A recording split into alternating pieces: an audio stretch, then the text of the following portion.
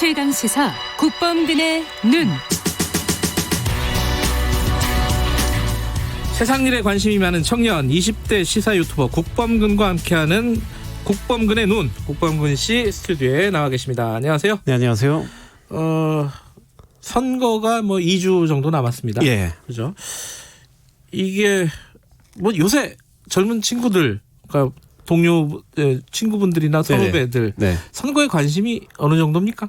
전혀 없는 것 같아요. 예. 전혀 없다? 전혀 없는 것 같고, 저부터도 제가 이제 이번 총선에서 투표하면 이게 세 번째 투표하는 겁니다만. 그러나요? 그리고 예. 그 이전부터 제가 고등학교 다닐 때부터 선거에 관심이 원래 있었고. 정치에 관심이 있는 분이잖아요. 그렇죠. 근데 예. 이번 총선만큼 이렇게 뭐랄까 좀 무미건조하고 또 2주 남았는데 이 2주 앞둔 시점에서 이렇게 선거 분위기가 안 나는 선거는 제 평생 처음인 것 같아요. 예. 근데 제 평생에 처음. 예. 제가 길게 살지는 않았지만 제 평생 처음입니다. 이런 경우. 알겠습니다. 예. 깜짝 놀랐습니다. 예.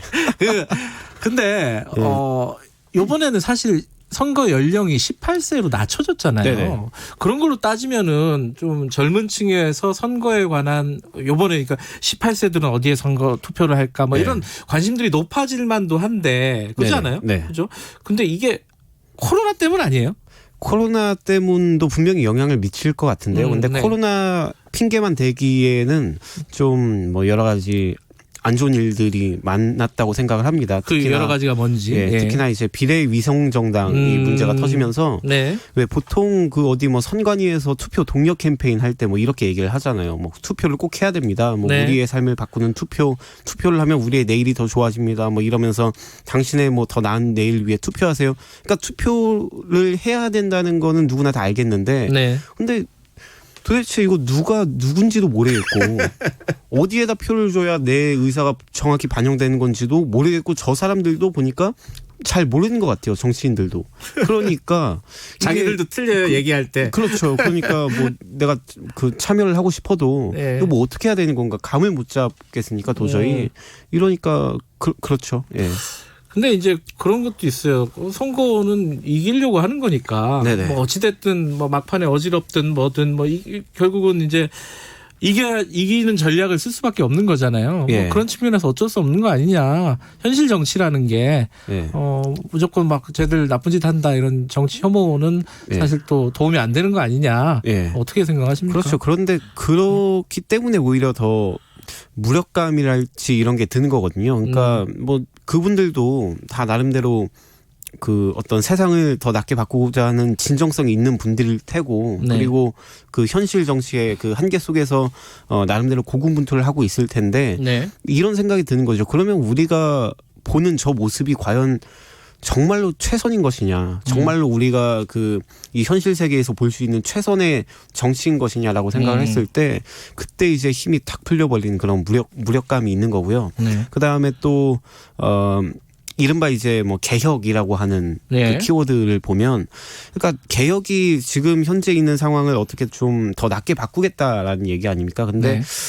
지금까지 또 현 집권 여당에 대해서 젊은 층이 특히나 많이 기대를 걸었던 이유가 저는 박근혜 최순실 게이트 거치고 나서부터 뭔가 이전에 보았던 이명박근혜 9년 네. 그러니까 지금 대부분의 젊은 층들은 이명박근혜 9년 동안의 성장기를 겪었던 사람들인데 내가 성장기를 겪으면서 봤던 이전 정부들의 모습과는 네. 뭔가 다른 도덕적으로도 더 우월하고 또 어떤 사회 경제적으로도 네. 더 한층 진일보한 더 진취적인 그런 정치 세력일 거라고 기대를 하고서 이제 투표를 했는데 근데 막상 여러 가지 이제 이슈들을 보다 보면 이번 정부 들어서 가장 키워드가 됐던 단어가 또 내로남불 아니면 이중잣대 이런 이야기 아니겠습니까? 그러니까 네. 강론을 들여다보면 물론 다 항변할 만한 여지가 있겠으나 정말 범람하는 이 뉴스의 홍수 속에서 젊은 층들이 느끼는 건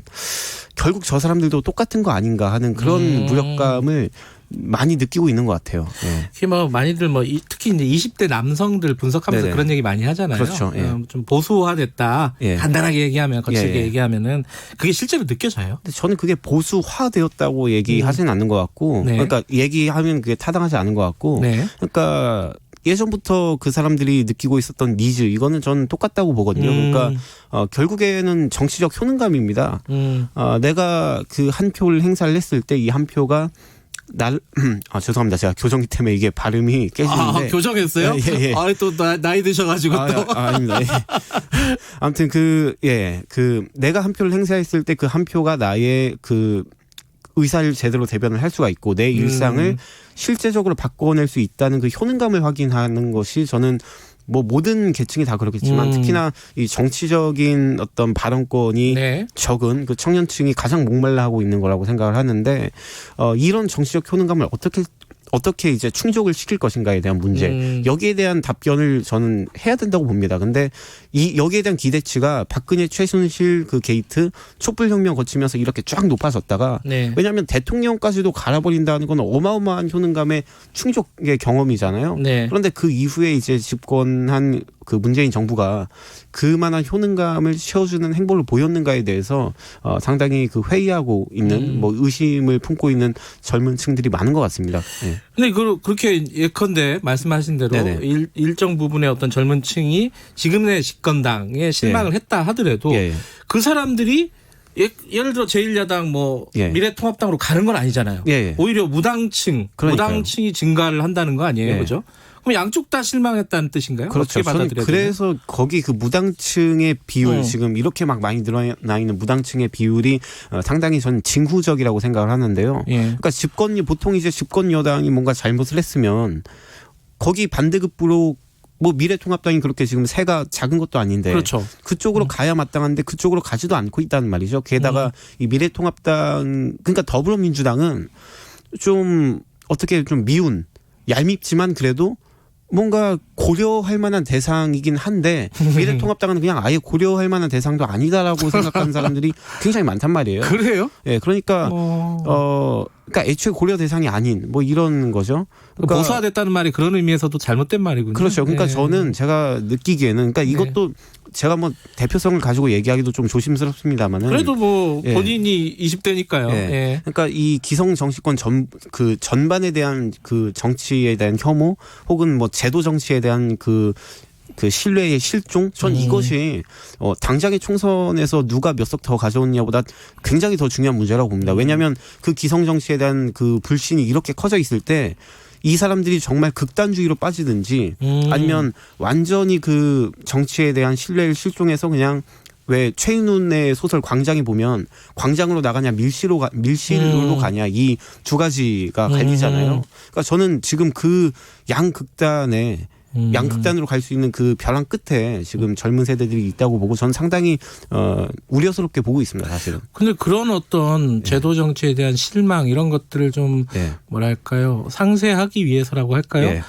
기존 정당에서 청년 후보들 청년의 목소리 많이 대변하겠다. 뭐 초기부터 그랬어요. 선거 초기부터. 뭐 후보들 뽑은 거 보면 어떤 생각이 드십니까?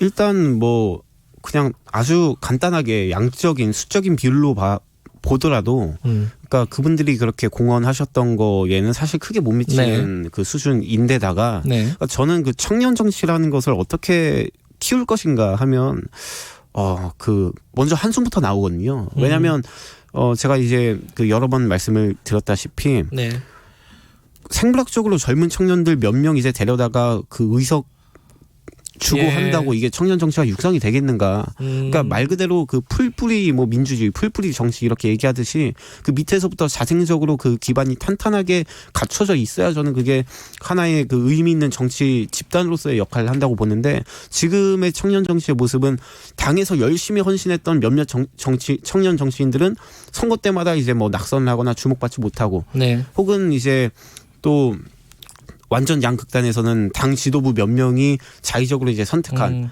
거의 뭐 발탁한 혹은 뭐 천거한 뭐 이런 표현에 걸맞을 만큼 그냥 아무 그 정치에 관심도 없고 뭐 연관도 없던 사람들 데려다가 생물학적으로 젊다는 이유로 선거 때만 잠깐 쓰이고 또 나중에 되면 잘 안 보이고 이런 경우가 반복이 됐지 않습니까? 귀담아 들어야 될 얘기인 것 같습니다. 청년층 얘기들. 제도 정치에 대해서 실망하고 밀실로 가고 있다고 합니다. 자, 여기까지 듣겠습니다. 고맙습니다. 네, 감사합니다. 국범근 씨였고요. 김경래 최강시사 오늘 여기까지고요. 내일 아침 7시 20분 다시 돌아옵니다.